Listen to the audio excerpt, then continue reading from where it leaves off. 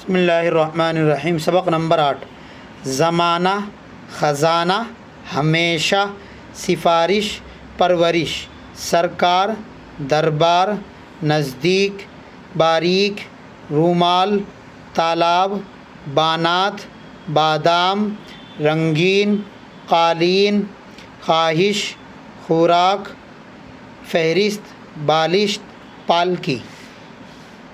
مضبوط، مقدور، مضمون، معمول، محصول، مدرسہ، محکمہ، مرتبہ، مقبرہ، حوصلہ، فیصلہ، فاصلہ، قاعدہ، فائدہ۔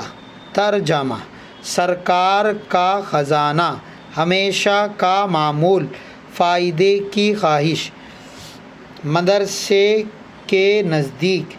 زمانہ ہمیشہ سے ایک سا نہیں رہتا ہے، مدرسے کے نزدیک تھوڑے فاصلے پر تالاب ہے۔ یہ نمبر دیے 1 2 3 نمبر کیا؟ سرکار کے خزانے میں ملک کا محصول جمع ہوتا ہے۔ یہ آپ صحیح کر لیجیے اگر آپ کی کتاب میں اس طرح۔ نمبر 4، اس کو پالکی میں سوار ہونے کا مقدور نہیں ہے، یعنی یہ پالکی میں اس کو سوار ہونے کا موقع نہیں ملا، یہ ہے مطلب مقدور کا۔ محصول آیا اس میں ایک لفظ، یعنی ٹیکس جمع ہوتا ہے سرکار کے خزانے میں مدرسے کے نزدیک۔ اور کوئی دقت پوچھنی ہو تو وہ آپ پوچھ سکتے ہیں کہ جی اس کا کیا مطلب ہے۔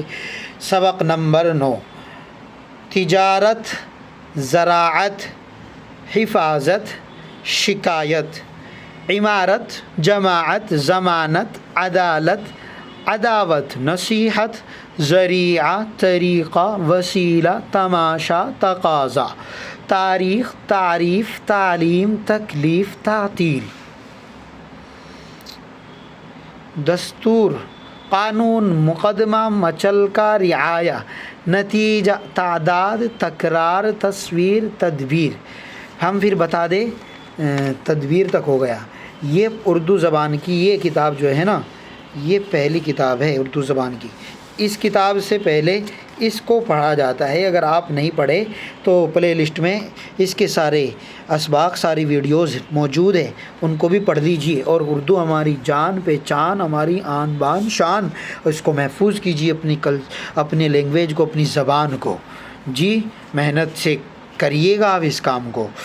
تدبیر تک پڑھ چکے۔ زراعت کا طریقہ، تجارت کی ضرورت، عداوت کا نتیجہ۔